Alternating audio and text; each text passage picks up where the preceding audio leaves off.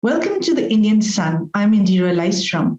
My guest today is Yashica Dutt, New York-based journalist and author of the award-winning nonfiction memoir coming out as Dalit. She recently won India's Sahitya Akademi Yuva Pursukar, and her work has been published in the New York Times, The Atlantic, and Foreign Policy. Let's meet Yashica Dutt. Thank you so much for spending your time with the Indian Sun this morning. It's evening for you over there. Now, Yashica, I'm a fan of yours. It's funny. I was watching Jai Bhim last week, such a confronting, heartbreaking movie. And then the next thing comes your book, your podcast, so much of inspiration to draw from. And I feel I'm on a different journey myself, But anyway, what is really important is that you are today such an important voice in this conversation on caste and discrimination, which really illuminates a very complex history of India. I'm going to start with a question for the benefit of my audience. And I know this is going to be a very tiredly familiar, repeated question for you, but not at all. Can you talk us through the journey of you writing the book? Absolutely. So, Indra, first of all, no question is tired because, when it comes to conversations about caste, we're just getting started. So if, there are those of us who want to bring more awareness to it, I think all of us who are involved in these conversations do want to talk as much as we can about caste. So first of all, I really welcome your question and thank you for asking me about the book. It was a labor of love and intense effort. I was a new immigrant in the United States. At that time, I had just graduated from Columbia Journalism School, and it was an extremely difficult process to write because, as anybody who's a new immigrant understands that the challenges of moving to a new country can be really tough and difficult, and not having enough money, being a fresh college graduate, all of that, and then writing a book on top of that. So that was an extreme experience. I don't think I have it in me to repeat that again, but, to talk about how I started and wanted to write this book on caste, which is also my own personal journey, but is a nonfiction, a narrative of the kind of very brief primer on caste and how it impacts the lives of all Indians today. So, I've talked about this before. I grew up hiding my caste. I grew up lying about being from a Dalit family, and not just any Dalit family. I belong to a manual scavenging Dalit family, which is, I'm sure, as those of us who are aware of the caste system or have lived experience with it, understand that itself comes with an immense amount of shame and trauma and hurt, because, the stigma around being from that caste is intense. And we don't hear about a lot of manual scavenging caste people in any walk of life, except, when we're dying of deaths from being in manholes. That's often the news that the community makes. Mm-hmm. So, I come from that background, and I was told by my parents, who were only, the second generation in our entire house and our family to get education. We were among the very lucky few privileged who were allowed to touch books, who were given the right of education thanks to Dr. Baba Sahib Ambedkar's constitution. And, I grew up within these circumstances, feeling an extreme amount of shame about being from a Dalit caste and hiding it. And I grew up to become a journalist, but even then I never wrote about politics. I only focused on lifestyle and fashion, because the idea was that if I wrote about politics or explored any other ideas, I'd have to make my opinion on caste apparent, and that would reveal what my caste was. So I grew up with also scared that people will find out what my caste is, and it will affect my friendships, it will affect my work opportunities. So as a result, I lived in India, I worked as a journalist, never really revealing my caste. And only when I moved to the United States for a degree in journalism is when I got the freedom from this question of caste. I was able to experience what it means to not be constantly wondering, what if somebody finds out? That kind of hyper vigilance that often is associated with people who are also hiding their sexual identities is something that I could say a lot of Dalit folks who are hiding their caste also experience. And while I was dealing with these experiences, discovering what it means to be a brown person in the United States, but at the same time feeling free from the question of my caste, is when I read the last letter from Rohit Vemula. So for those of us who don't know who Rohit is, because he is somebody who lives on with the work that he's done and his contribution to Dalit narratives forever. He was a Dalit student who was at that time 26. And he wrote this beautiful last letter that he was forced to write because he was forced to take his own life as a result of institutional casteism in the University of Hyderabad. And this letter that he wrote is the most poetic, most beautifully written piece of Dalit writing in English, I can say, that has been written so far. And it talked about how, we as Dalit folks, we are always looked at as numbers, as votes, as people who don't have identities of our own. We just consider a part of a herd or a statistic. But he talked of Dalit folks as people with aspirations and dreams, like we are made of stardust, and when I read that letter, it made me realize, I was already thinking about the questions of my caste. It made me realize that, I have worked already 7 years as a journalist. I was working with some of the best news organizations back in India, and Hindustan Times and Asian Age. And now I had the opportunity to come to this prestigious journalism school. There is this kid, this young person who had to give up his life, who was in the trenches and did not shy away from the fight. And what is it that I can do on my own level to make that small difference? And I know this, in a world where everyone is very cynical, this sounds like it's probably not true, but I do want to say that it made a huge impact on me in the sense that it forced me to reveal my own identity to people that I was hiding it from. It was just ripping off a Band-Aid. And that's how powerful his last letter was. And I decided to launch this website, and I called it Documents of Dalit Discrimination. And, where I wanted people like me who were hiding their identities, who were dealing with the trauma of caste, I wanted our stories to be talked about more. And from that website came out this book, Coming Out as Dalit, which, I realized even when I was launching this website that I can't ask any Dalit people to reveal their stories unless I tell who I am. And for me, it was a hugely personal revelation because it could ruin everything I had built and protected so dearly so far. But I did it knowing that I'm still in the United States. I'm protected from that question somewhat, when it comes on the scale of being courageous, it's nowhere as close to what activists in India are doing right now. So I got the opportunity to build that website and to write that book as a narrative of my own personal life and what it means to hide your identity as a Dalit person, how this is a different kind of story. You hear stories about, Dalits facing extreme violence, which are so necessary to hear. But there are also other kind of stories that somehow, we're able to construct a narrative and say that violence is happening in rural areas. It's happening away from me. Therefore, caste doesn't exist. This story, my story, and the story of so many Dalits like me proves to you that caste is among us, alive and well. If it wasn't the case, then people like me wouldn't be hiding our caste. So, that's a sort of a long-winded answer to your question, but this is pretty much a journey for me. It has been a journey for me. And it kind of, Rohit Vemula's last letter changed my life and in a way inspired me to openly be associated with this anti-caste struggle, which I wasn't earlier. Yeah, I know. I read Rohit Vemula's letter. I read your Facebook post, and I thought both moved me in the same degree. It was so powerful. And I just wanted to ask, since having published the book, have you found a sense of relief, unburdening this whole identity crisis that you had?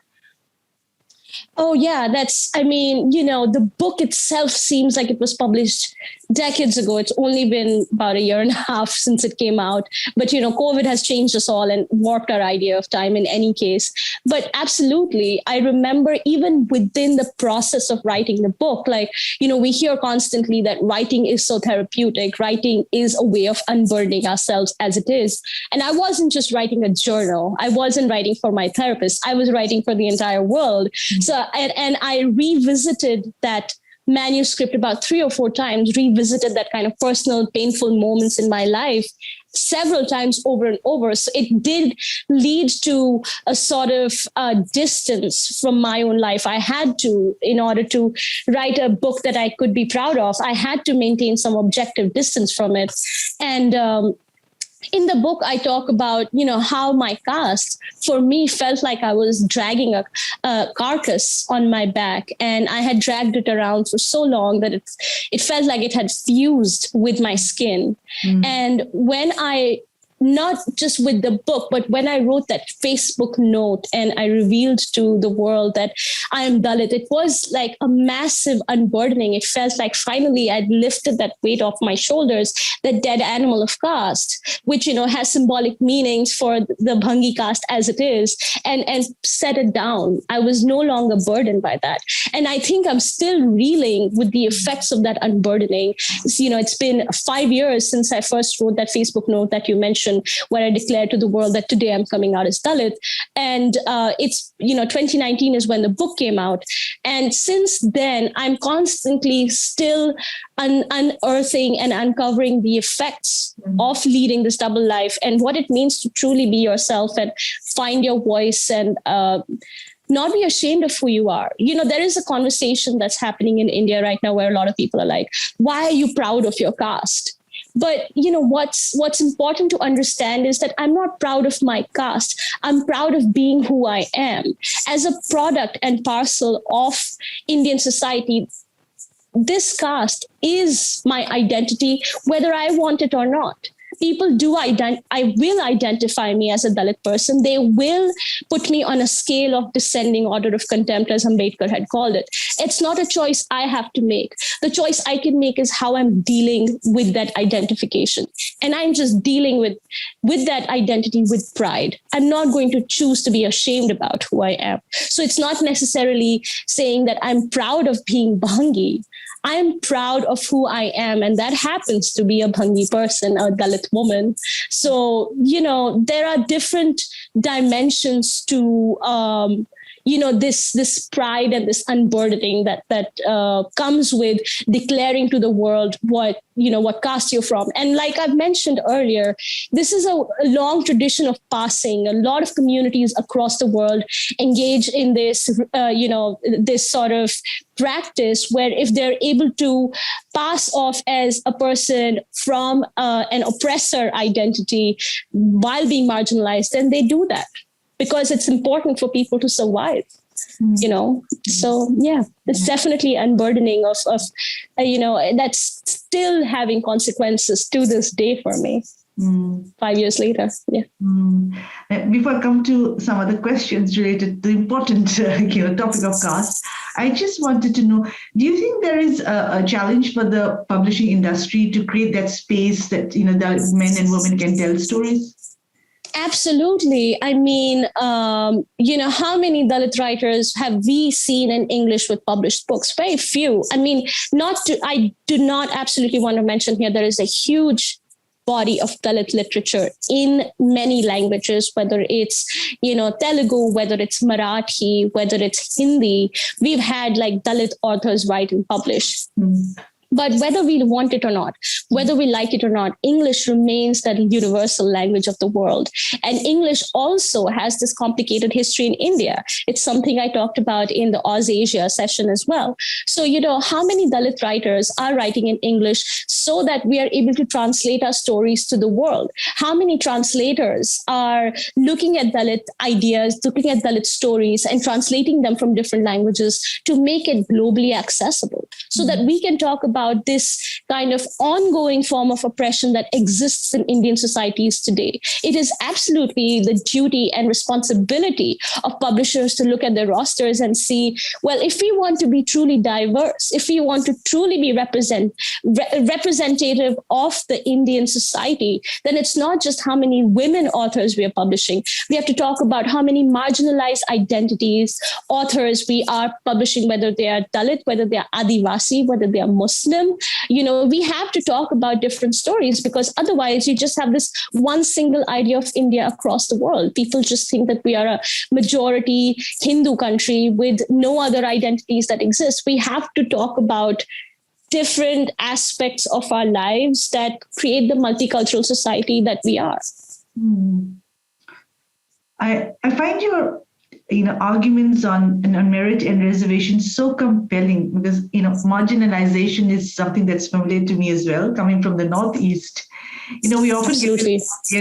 Like people talk about, I remember friends talking about stuff like, oh, if Northeasterners don't get a joke, it's okay because they come under the reserved quota. Now, that's a very lame, of course, example to pit, but then it hurts my Northeastern sensibility. I want you to dispel some of the myths surrounding merit.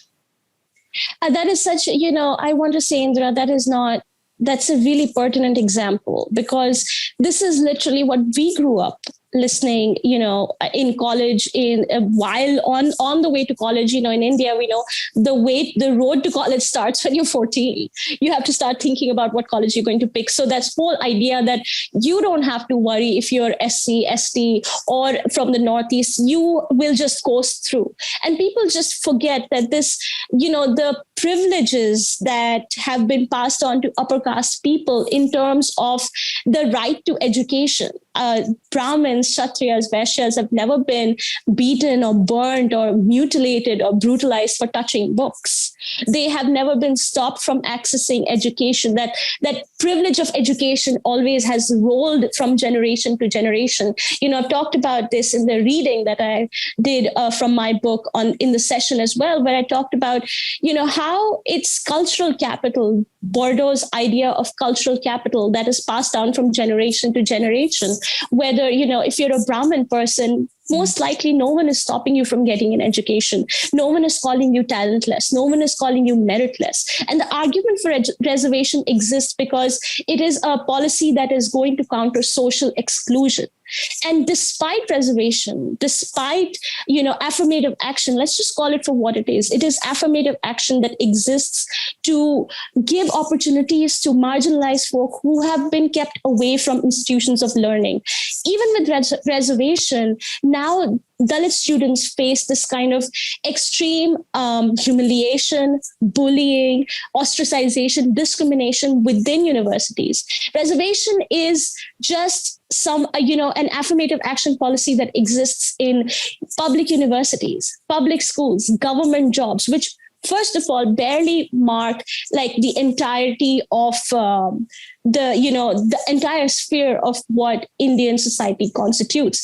Private sector, private education, private schools are free from affirmative action policies. They are free to discriminate against Dalit students and tell them that they don't belong or they're not a part of these institutions. Government sectors do have a responsibility for including marginalized students, and that should and needs to continue, because reservation is not a remedy for economic upliftment. A lot of people say, why do you need reservation if you have quote unquote money? Well, that's not the point of reservation. Even with money, Dalit students often are not able to get in the same schools and colleges because they're actively held out. They're, whether it is UPSC, whether we see in the oral examinations, Dalit students, reservation students, quota students, which includes kids from Northeast, are consistently given lower marks because of what their caste is, because of the quota that they have availed. And forget students, even teachers and professors who are from the affirmative action category, from the reserved category, are withheld their promotions. And Brahmin students, Brahmin professors, Brahmin principals, Brahmin faculty continue to get the promotions. They continue to say things like, we want a separate well in the university that will only be used by Brahmins, and no SC/ST students can touch that. This is a real incident that happened in the Hyderabad University again. Or they can say things like, oh, a Dalit professor sat on this chair before me. He was the faculty head. I'm never going to sit on this chair again. I need a new chair. They're able to practice that kind of daily routine untouchability. So if you can you imagine if there's one sliver of reservation because of which people like me are able to sit here and have this conversation with you, if that was snatched away from what is 25% of this country's population, then how will we be allowed to be in any institutions that don't want us to begin with? That's just not going to happen, whether it's media, whether it's bureaucracy, whether it's judiciary. There are no Dalits there because it allegedly corrupts merit. But what is merit? Merit is nothing but your ability to access a good coaching institute so you can go to an IIT or an IIM. I've been to those institutes and I know that they have cracked these formulas, which if you have the money, you can learn them and you can pass that exam. It's not really about whether you have the intelligence or the wisdom. Indian education system is based on rote learning. And once you have that formula cracked down with access to money, then you can be a part of any institution. And let's not forget, what is this, people sort of bitch and moan about reserved categories, but they have no problem about, sports quotas, which also exist, which are routinely bought with money in colleges, or, the wealth quotas, the NRI quotas. It's not just the reserved category that exists. There are many such quotas that make up, when you look at it in certain places, more than the share of reserved category students, but they never get the attention because there is this idea that Dalits don't deserve to be in places like this. And if they are, then obviously they must be meritless or talentless. So this idea of this argument against reservation is nothing but, when you look at it, when you really unpack it, it's just casteism. It's just caste hatred, and it's doubt that Dalit people deserve to have the same education as anybody else. Now, I'd really like to talk about the diaspora. And I was listening to your podcast yesterday and I really loved what you said. You said that when Indians go abroad, they take their achar ka dabba and caste. Now, I have experiences also with the diaspora. Yeah, I know some families who say, that their children are so sanskari that they don't send them over for sleepovers. Or that these people, meaning mainstream Australian society, is not like them. So there's always that them versus us divide. Now, I'm wondering, we know that caste is immutable to Indians. I'm wondering if this is a protectionist stance, or do you feel there's a lack of acceptance by mainstream society? What is your experience living in America? So I can only speak about my experience in the US because, unfortunately, I wish I would have been in Australia for this, but I'm not. Absolutely. So I think when it comes to the mainstream American society, it's in the US, there is so much history when it comes to marginalized identity and struggle on its own that the question of caste, when it's thrown in the ring, it complicates things so much more. What I mean by that is, we have a history of the struggle for civil rights here. We have a history of Black people have a history of overcoming the obstacles and a history of slave traditions, So with that, and still, Black people, Black folks in the US are marginalized, continue to be marginalized, continue to be discriminated, whether it's systemically, whether it's, just open discrimination, whether it's, discrimination on the basis of how many Black folks are incarcerated, or the ideas about which neighborhoods receive what kind of policies and care. So there is a lot of systemic institutionalization. Mm-hmm. And when you add other races in that mix, for example, brown people, Latino people, Middle Eastern folks, Indians, South Asians, so that adds another layer of dimension and complicated ideas to this whole discourse about race. And within, this idea of we are a minority community, we are the model minority. Indians are known as the model minority because in the United States, the only Indians that were allowed from 1960 onwards were the ones who had master's degree. So they were allowed in tech jobs and high-paying jobs. As a result, Indians are doing extremely well. Most Indians in the United States, we're not talking about the people who are struggling or who have to, and I just mean this assumption, the ones who are, who are struggling to survive, the ones who are also undocumented immigrants, the ones who are refugees. When we talk about model minorities, we just talk about the Google CEOs and the CEOs in IT and tech companies. So given that the Indian communities in the US are very happy with this reputation that they have earned. And they would rather not talk about caste because it shows them in a bad light. First of all, it conflicts with their ideas that how can you claim as a minority status while continuing that same discrimination within your own communities. So there is a lot to contend with over here. And when it comes to non-South Asians, I think there is a lot of misinformation and lack of education on caste in general within the United States. When, we as Dalit people in the US, we have to constantly explain what caste means. We have to constantly explain that it exists, how it is identified, why it is important. So, I'm not sure whether there's a lack of acceptance because, in the US, people are very alert, especially, all my people who are, people I know who are African Americans, people who are Black, whether they're activists, whether they're co-workers, whether they're friends, they very easily understand what this discrimination means and feels like. I have a lot of Latino friends who understand where I'm coming from. With people who are, Caucasian or white, even there is a whole level of understanding and acceptance to different forms of marginalization and discrimination. The only community who doesn't understand are Indians. They are the ones who champion and say, but I've never seen caste in my community, therefore it doesn't exist. Or what do you mean? We are so educated in the US. Of course, caste is not a problem. But if you ask them what happens with Dalit employees in tech companies, what happens when you discriminate with people who eat non-veg versus don't eat non-veg or are pure vegetarian, then they have no answers. Or when you ask them, why do you insist on marrying your children in a certain caste? Then they have no answers. Or they come back to India to find their sons and daughters an eligible bride or groom. Mostly it's a bride. Then there are no answers left, or there are no answers to be given. And this is something that I've talked about before, when we are like very, progressive in the streets and fundamentalists in the sheets, in the sense that, our support for the government back home, our support for their kind of discrimination, our blindness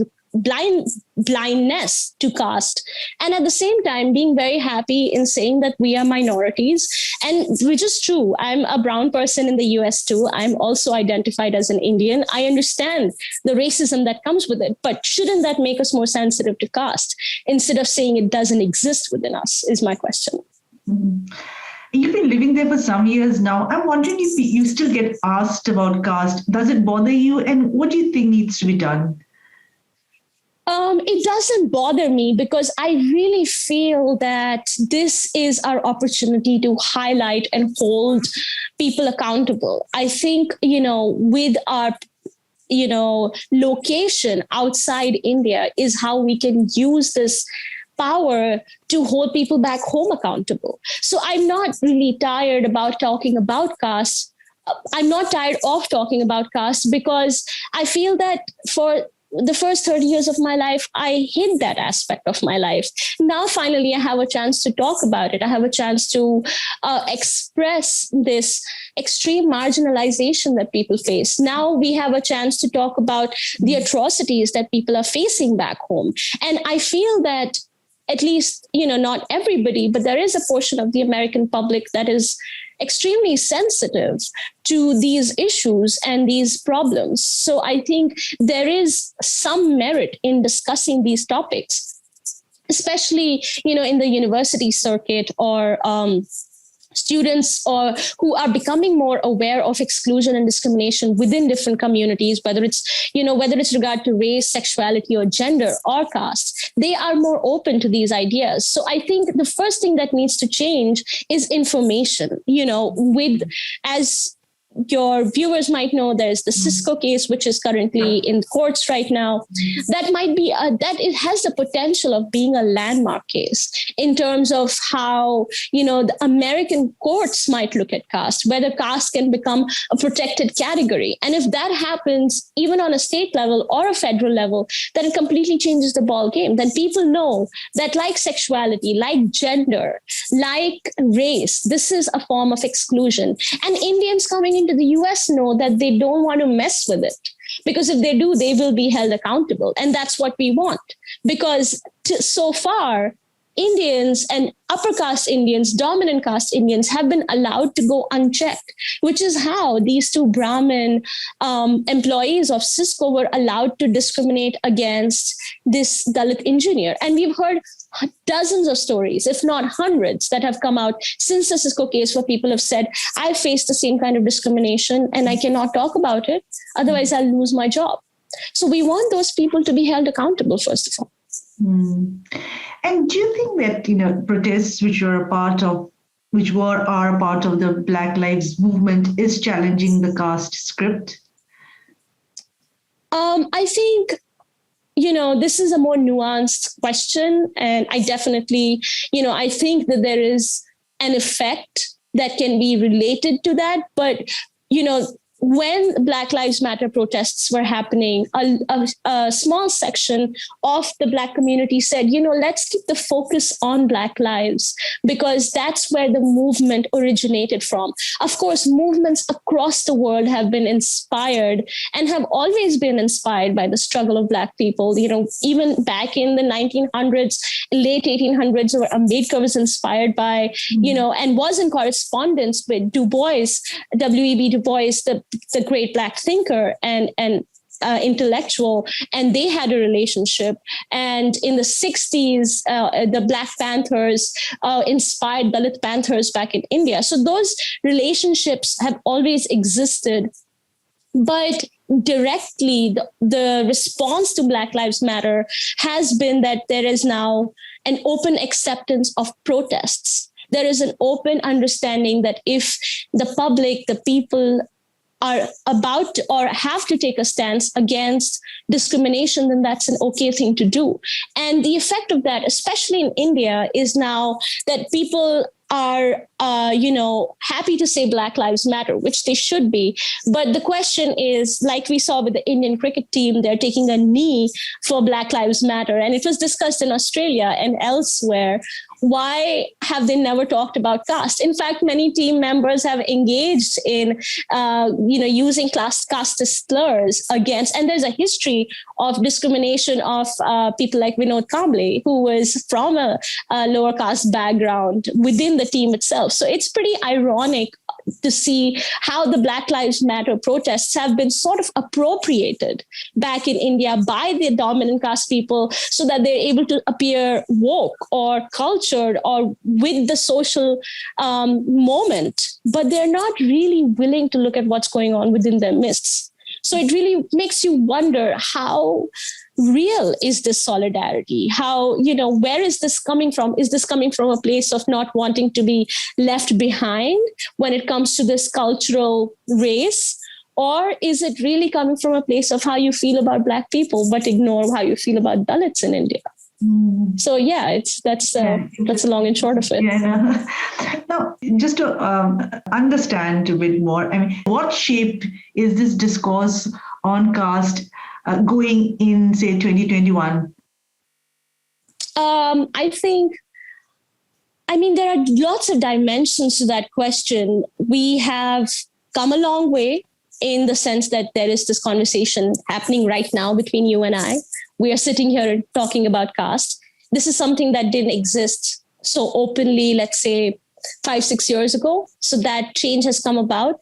But one can also look at it and say it's too little too late, because there are Dalit lives in India that still continue to suffer, whether whether it's on the level of you are facing a crime because you're a Dalit person and the police refuses to file your complaint because they want to protect dominant caste interests, or it's at the level of how you're a manual scavenger who lives in a ghettoized area in a city, but is discriminated by your own government because they refuse to give you any protection and force you to enter those gas chambers, so to speak, without any protective gear. So it has many dimensions. And, sure, one can be, again, I return to being cynical, and you can say, what good is conversation? What is the point when the lives are still being lost?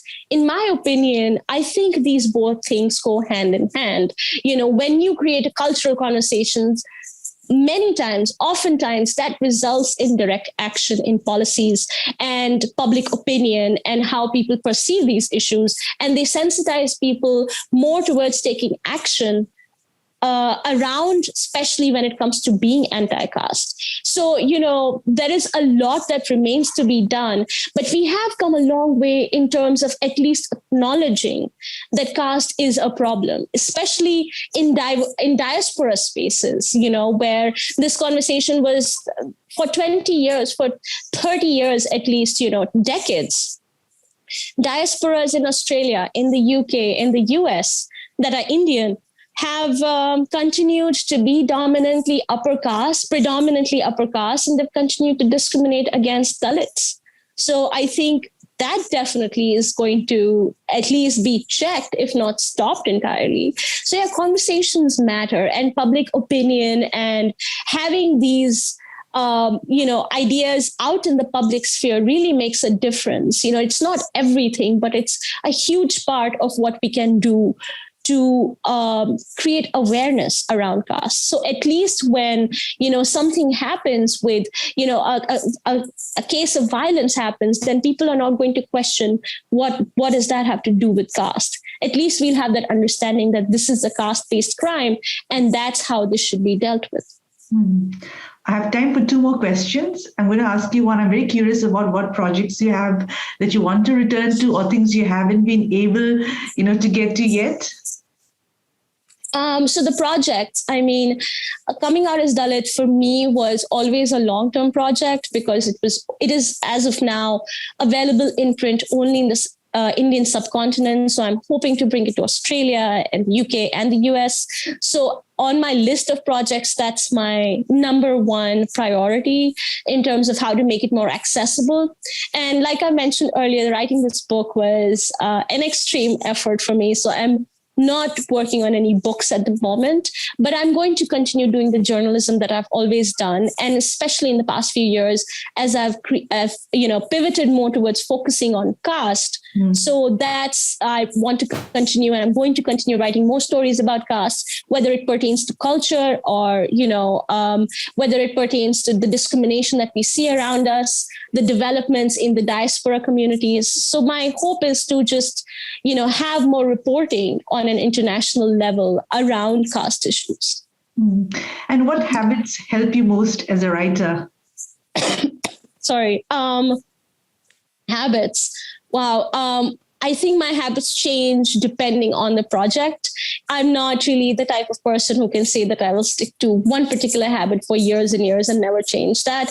When I was writing Coming Out as Dalit, I remember I would swim every day, and that would really help in bringing focus. I don't do that any longer. But I think the most important thing for me to write in general is to just sit in one place and not leave for many hours. I think that helps me sort of cut out myself from all that's happening around me, all the noise and, anything that's distracting. So I would, if anyone who's watching this wants to write something, I would just say, stay glued to that chair for as long as you can, and the writing will hopefully come. Thank you so much, Yashica, for your time. Thank you, Indra. I look forward to having more conversations with you in the future. Thank you so much, Indra. This was a great conversation. Appreciate it. Bye. Thanks. Bye-bye.